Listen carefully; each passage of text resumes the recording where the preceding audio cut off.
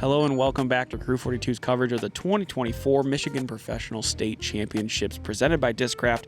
We're here at Earl Brewer Park for our MPO Feature Card. There's been a lot of action here in the front nine so far. I'm joined today by Sam. How you doing? I'm doing good, Zach. We've had a pretty good front nine heading into the back here. Starting out with a couple of par fours and very scoreable. We're looking to birdie as many of these holes as we can. Yeah, looking to go probably 7 down or so if you're really trying to stay on pace, I would say. Taking a look here, as you mentioned, hole 10, par 4, 579 feet. What's the tricky part about this hole? That initial gap. If you want to hit that gap going pretty straight and then just miss this tree on your right to get to a landing zone, and you're going to be about 200 feet from the basket, and you just pick a side, either left side, right side, and again, got not a terribly tough gap, but it's a little tricky, and so it's a well-defined hole that you should birdie, but it doesn't get birdied as much as you would think. Yeah. It feels like this is one of the holes that off the tee, less foliage makes it a little easier. It can a little bit, but you're not throwing the disc too terribly high. Sure.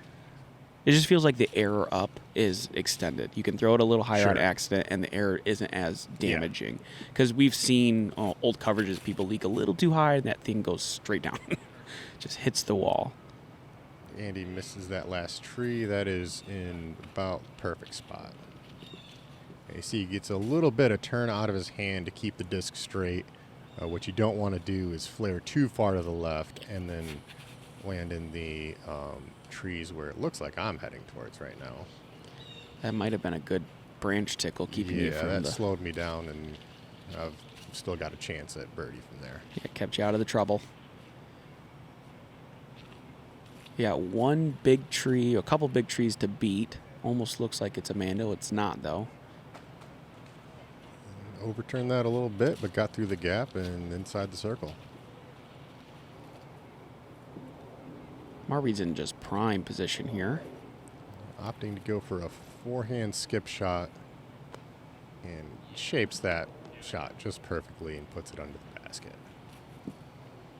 Again, another hole that you can utilize the hill on. It feels like you can throw it a little harder, maybe a little faster. The uphill behind the basket doesn't let the disc usually get too far away. Exactly. You don't have to try to be too cute with it and place it perfectly under the basket. You can kind of give it a little bit of a run. And Luke might even be thinking that from here. He's got his Luna in his hand. No, he's just going to put it right under the basket.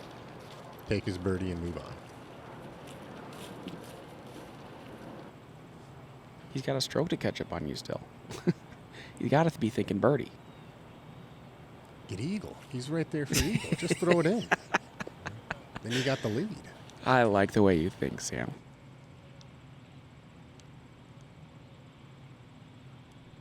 See if you can connect here for birdie. Little left. Just a little undercommitted. Marty's going to tap in his birdie.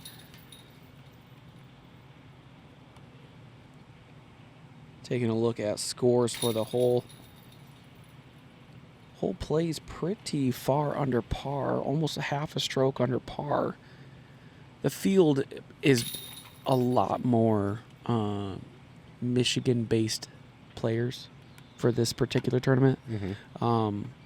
It feels like that Michigan knowledge of how to play the hole. The local people are kind of keeping this one pretty easy. Yeah, and for a lot of us, it's our fourth round playing this year for tournament play, so we've all had some experience. Right. Hole 11, par 4, 613. Luke has his favorite adjustment to this, which is those two bushes the drone's going over right now have been trimmed halfway up their trunk, so you can actually throw under them if you need to, if you get too close to them off the tee. But you really kind of, most people I think are trying to go short of those bushes and left, open up the forehand and try to get under the glove, which is that kind of canopy over the basket on the left side. Not Luke, though. He's trying to throw this as far as possible, get as close to the bushes as possible, and instead of challenging the trees on his upshot, he's going to, near the basket, he's going to go with the, try to go under the trees on his second shot. And Andy takes a completely different route than I think anybody I've seen play this hole. So one of the big differences from earlier this year is there's no OB left, right? They've taken that out for this event. And so if you really want to avoid the glove on the left side and have a wide open kind of fairway to the basket, you get as far left as you can. And Marwede is not scared to take that route. It's there for him. It's not out of bounds. It's part of the hole, part of the course. So he's taking advantage of one of his strengths. And you know what? It really opens up that second shot and keeps the low ceiling kind of not an issue. Yeah. So if you can get yourself out there, then it's a great play. Yeah, it feels like the first shot you kind of have to split through a gap, and then you have to kind of get under the canopy. And with him, he's like, I only got one tough shot. Yeah, got to get off the tee. I'm throwing a higher shot and trying to get like either just in front or just through these trees. What a roll. Kind of get, unlucky, lucky at the same time off of the tree. Oh, no. Oh, okay. But, yeah, same thing with Will here. You're pitching it up there and kind of hoping to get in front. Yeah, just like he did. That's about perfect. He's so far left. So far left, and it's just wide open. I mean, he could even go backhand from here if he wanted. I mean, he won't. But yeah, right. Nope, just going to play it perfectly. Let's see how close Luke got. I just can't convince myself to throw that shot. I also have to the left? I also probably have about a 70 feet less power on my forehand than Andy does. And, he gets himself up there. I don't like getting that close to the bushes. I think it just makes that second shot. You have to skip it off of the grass. And this can be a really grabby grass when it's wet. But hey, he got his 3. Luke has some experiences on this hole. He's thrown grenade, forehand, backhand, approaches into his basket. I'm telling you, when those trees got truncated halfway up, Luke's probably thinking to himself, finally, someone made it so I can birdie this hole much easier. They were thinking of him. Star frame here for our card. There we go. Yeah, I think that's our first star frame of the round. Yeah. Moving on to hole 12, 424 feet. Distance check, right? You just got to see who can get there. Yeah, it's right there for you. I think the hole plays relatively flat. You play into a valley and it goes back up, so I don't think it's uphill. But 424, it's in range, but it's further than a lot of people think. The one thing I like about it is that it's a distance check that the backhand isn't necessarily favored for, because you do have those trees on the right. If you err too far in that direction, you're going to get way too short and not even have a birdie look. And the forehand, even though it shapes really well, I think the hill slightly grades right to left. So if you throw a forehand into the hill, it skips nicely towards the basket. I mean, even Marwede here, who's a forehand specialist, at least at this point of the year in October, isn't going to throw a forehand because that distance is a little pushing that edge there a little bit, right? Yeah. But you'll see some forehand players who have that power go for it. And I really like that distance here, and the holes in its particular place kind of leaves it. It should be really easy, but it is kind of tricky to get it close. Yeah, it's a hole that you always feel like you should get, but it's not an easy hole. Especially if it's windy. Yeah, those trees on the right side really make it so you have to throw a little bit of a straighter shot off your tee shot. And hold. Yeah, you can see No. I just throw mine just a little bit too nose up, and I'm going to stall out. Still get almost pin deep, though. I wonder how many players think about that, too. It feels like with it going down and up, players often think about their nose angle. And seeing something like that, if it impacts players and their decision on that shot here, maybe going nose up because they think it might be a little uphill. Oh, you almost buried that anyway. I thought I had it. Oh, man. I thought you had it, too.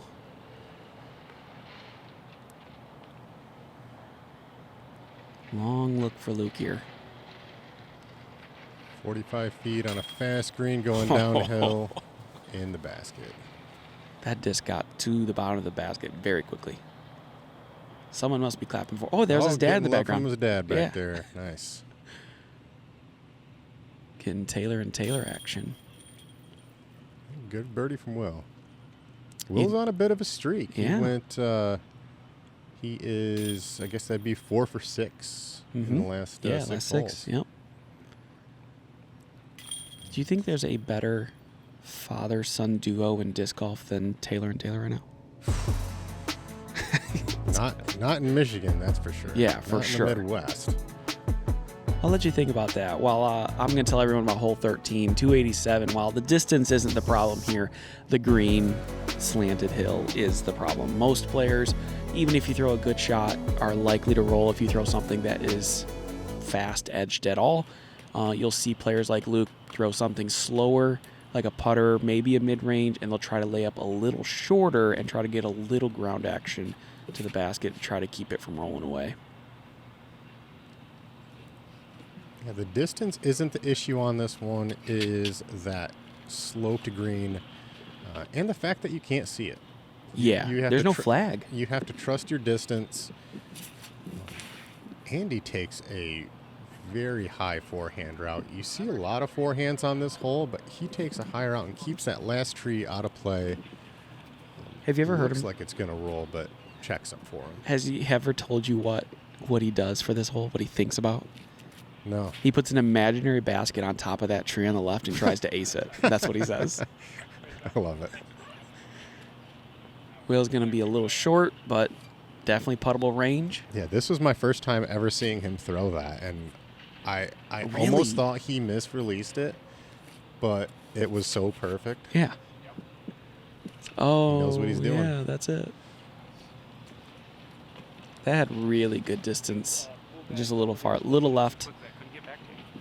Yep, I'm okay with that. Didn't roll. I'm in putting range.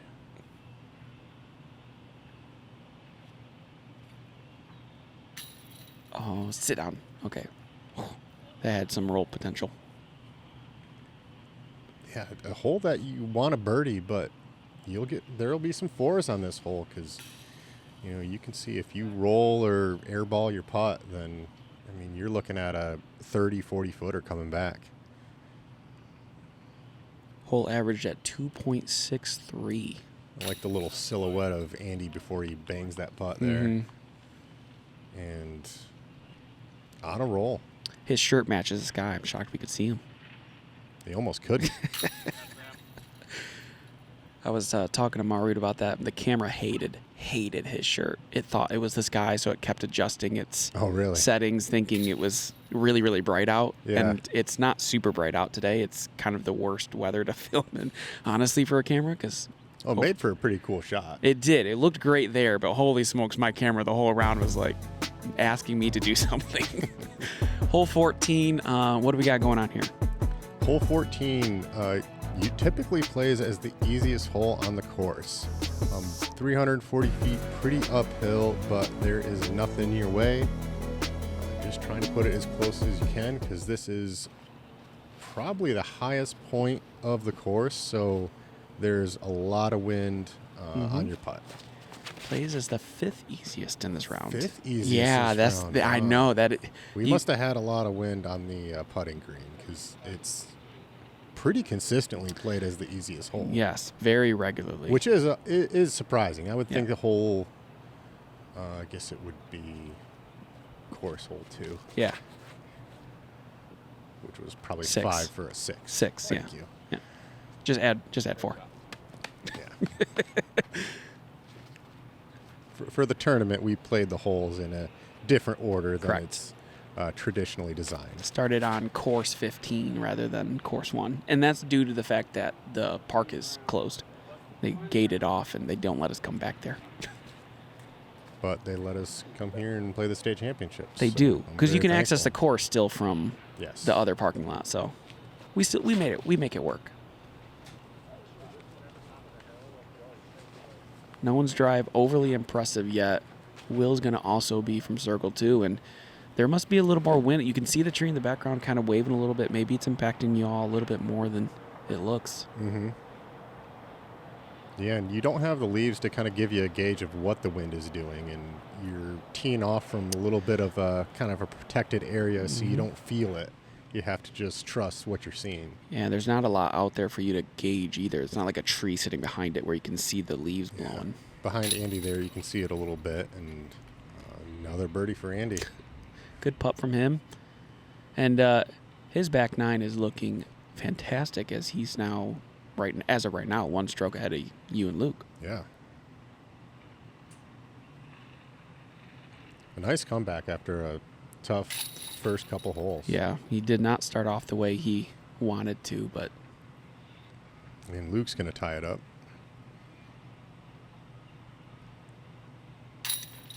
There you are for birdie. And so we got 3 people at neg 9. Will's going to tap in to be at neg 4 for right now. And we're going to move over to hole 15, which... You notice how he puts his hand on his hip? On his hip, I know. I'll never get used to it. I usually don't make a comment on it because I just like it. I notice it right away, but a lot of people don't, and it's... Yeah, it's not a common thing. No, not at all. It feels like you're restricting yourself physically. It feels like it would be. I don't know how he makes it work. Yeah, maybe he just anchors himself and feels confident with that. But. Anyway, hole 15, 336, has the biggest potential swing for 2-stroke swings here. A lot of 2-stroke swings on this hole. This is a double Mando hole, so you have to go between those 2 trees, and Andy goes around him. So that is going to be a missed Mando. He's going to go to drop zone. Drop zone about 60 feet from the basket, pretty much between the Mando trees. I'm going with the mid-range here, kind of throwing it at that right Mando tree, hoping it hyzers, and I really thought that was a great shot, but it just held a little too straight. There's some wind out there. So I'm going to ask you a rules question. I don't know if you know the answer to this or not. So many Mandos are singular devices. With the trees like you have here, like the tree on the left splits, what do you do if your disc were to split those trees on the left side? Or the branches, excuse me. So in that case, I believe that would be the center line of the tree. Okay. I didn't know that. I was genuinely asking you a question while doing commentary. Unless it's stated otherwise that the branches of the tree. Okay. Oh, a specific branch if it's thicker or something. Yeah. Right. Okay. Or maybe just the tree itself. Because in that case, then the branch would be considered to be a part of the tree. Sure. But if it's not specified, then I would say a vertical line through the main trunk. Middle of the tree. Yeah, okay. That makes sense. How far are you from here? I'm probably 50 feet, maybe 45. No, you're in the basket. Sick. I forgot I made that one. I knew you did too. I was looking at you. I was like, you forgot you made this. Yeah, I was kind of bummed about missing the leaving it short. Yeah. Well, sweet. Doesn't matter. It's in the basket. And Will almost makes that putt too after a kind of a tricky second shot. He was tucked in a bad spot. There's not really it's not even good ground to try to do a little cut roller around either. You have to kind of pitch something in the air and it rolled away on him. So. And we've seen the swings now. You're at neg 10, Luke's at neg 10, and Marwy's going to drop to, well, assuming he makes this, he's been struggling in the kind of these putts here. He takes his time. Ooh. He saves it. He saves it. He's got a lot of counterbalance there with those long legs. That's right. But his second bogey of the round, which is pretty rare for Marwede. Bogeying on this course is not something common for you, Luke, and Marwede, who played here so often. So, yeah, and after tying the lead there, now to drop down by two. It's going to be a momentum swing. Hole 16. This always feels like it should be the easiest hole in the course to me. I don't know why. It's 380. It finishes downhill once you get over this mound. Like for you guys, it's just a hyzer. Right? It's just you pump something maybe flat, let it carry over the hill, and then hyzer back. It's on a little bit of a slope, but really it feels like you guys just have this should have this just on lock. You know, you're right, and you would think so, but there's a couple things in play that make this a little bit more challenging than a couple holes back going to the top of the hill on hole 14. it's blind to start, and then you also have to throw it up. I think that most of us wouldn't want to throw this shot up, and so you're having to throw it on hyzer the whole way, which makes for a longer shot, and you have to push those last trees, or you have to throw it flat, which when you're throwing it up to throw it flat is a little bit more of a technical shot. Sure. So you'll even see some people hit that tree on the left. Yeah. Because they just don't commit enough to that flat shot, and they'll hyzer out. And when you say throw up, do you mean you're throwing it? This is going to sound weird. You're throwing up, or you're throwing it to match this specific hill? Like Will just went up, but Luke kind of like lasered it to be 15 feet above the ground until it crested the hill. Right. I guess releasing it to fly on a higher line. Sure. Okay. So you're not throwing it. Will threw a bit more of a, quite a bit more of kind of almost a spike hyzer type of shot, where I'm talking about throwing something, either a slight hyzer, maybe a flex shot, to just ride on a higher line than I think most of us would traditionally do if this was a completely flat hole. Right. We got some birdies going on here from Luke and now Marwede. I think my favorite part of this hole so far is that you were describing to me why this hole's tricky while you just CTP it. Well, you said it was you're surprised it's tough to me why more people don't birdie it, and 3 out of 4 of us birdied it. So I think we did just fine. I think you guys did great. Hole 17, on the other hand, is for sure trickier. It's blind, like you said, usually off the tee, or when you're standing on the tee at least, and you have a couple bushes that can play tricky with you. They're OB as well as an elevated basket. Well, I think the challenging part about this off the tee shot is that bush on the left. That plays as OB, so you want to keep this one, you want to err on the right side, and especially when it can get pretty windy, that wind will be pushing towards the bush. Sure. And so you can see I'm throwing this pretty far out there, trusting that wind's going to carry it back towards the basket. Maybe a little steep on its angle, didn't get quite enough left play on that, or is that what you're looking to do? That's exactly where I was trying to throw. Okay. Yeah, I'm really trying to err towards the right side of the basket, because if you make a mistake on what Luke had right there, I was really worried about that going out of bounds. I think standing back here, we all thought it was out of bounds before it got up there. I mean, you're off the tee too. How much does that impact you? Because Luke obviously got a wind read. Marwede obviously is going wider right as well after watching Luke get pushed hard left. Sure. How much of that would it change your play if you had seen Luke's drive first? It's a little bit, because if it's someone that you know how they play, and I've played plenty of rounds with Luke, I know his disc, I know his shots, so if his hyzer's a little bit more than I would think that it would, then I might err a little bit further to the right. Sure. Will just took all the information and parked it. Yeah, that's exactly the putt that you want in this hole. And he kind of gives it a half go. And he's got a tailwind from that position, so yeah, it's he had a windy putt, and so to even give that any bit of a run, and that's an unfortunate miss. Yeah, I think he was surprised it lifted, but when he's hyzering and it's that right to left, it's gonna pick the disc up, right? Look at the leaves. Yeah. Look at how bad it's blowing. Yeah, so he had it on hyzer, so the bottom of the disc was exposed. And lifted it up, and I had kind of the opposite, where I had to aim almost above the basket to get it to smash down into the chains. To get it to stay high enough. It was a tough 15-footer. With this type of wind, would you rather be on the right side or left side of the basket? I would. Never mind. Right side. Right side. We don't want that to happen on the left side. Never mind. We know the answer now. Wow. That's brutal. And that was dead center. That came out so fast. Oh, no. Almost happened again.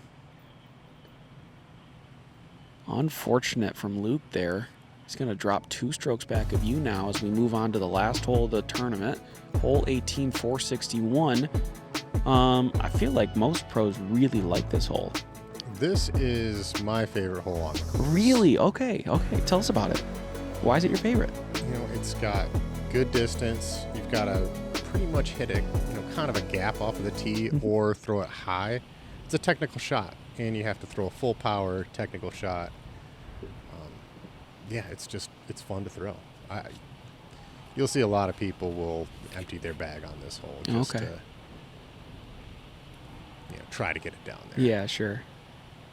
Nick Gill was not even playing this hole. He was playing the Spike Heiser during round 1. He went wide right and tried to go over everything.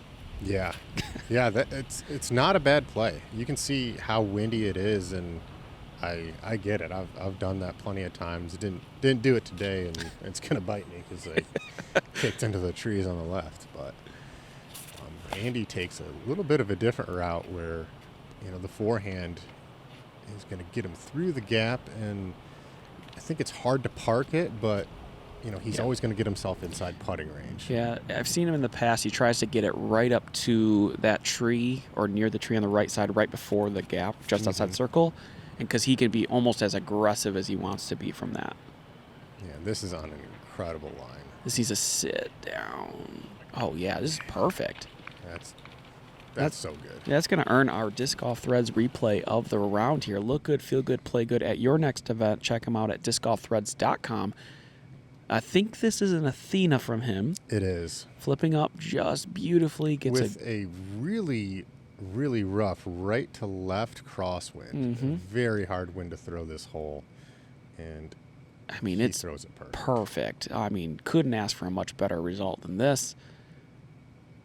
And on hole 18, what a way to finish. It's relevant, too, because, he just took a horrendous bogey on the previous hole, right?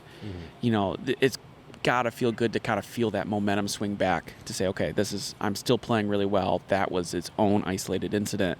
Keep playing the way I'm playing. Yep, get that little psychological win, to finish out the round. And, he makes that putt, he's still 11 down. Right, yeah, which is a fantastic round. Will was a little unfortunate on his first approach attempt, as it was a very tight window, super low ceiling. He tries to hug the top, but gets knocked down. Gets himself nice and close, though, on his second attempt. You are a little far left on this fairway. You got a little work to do. Yeah, I am pinched off and trying to kind of float something around the corner and turn it over a little too much and get a cut roll. So I'm going to have kind of a tough putt from the par. Oh, this tree looks like it's in the way for Marwede. Yeah, but it's Marwede. Oh, he's giving that a bid. Yeah. Went a little bit long. He's going to have a comeback putt. Glad to see him give that a bid, though. You can see there's just a little bit of a low ceiling, so I'm just trying to punch it up there and nose up. And it's uphill, too, so you kind of have to push the ceiling if you want to get it basket high.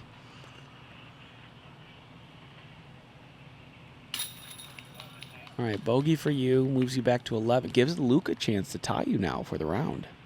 Yeah.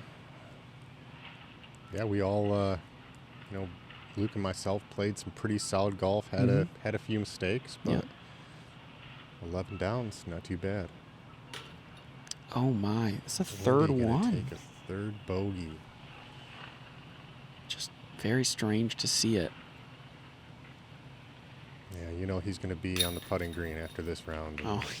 I'm scared to see what he's going to do tomorrow.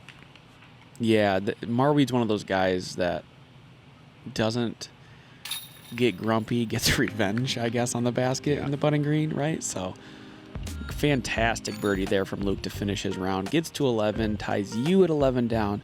Bogey there from Marwede's going to bring him 3 strokes back at 8. And Will's going to finish out his round at neg 3, which is an improvement from last year's feature card performance. He's under par. Good to see him get out there. And he had a great stretch there in the middle there after having a really rough start, to see him turn that around. And wish him the best of luck for the rest of his tournament. Taking a look at our leaderboard right now, we are going to keep 3 of you, Luke, Sam, and Andrew, keeping their top 3 spots, and Ben joining us for our round 2 coverage. I'm super excited to see him. I'm looking forward to it.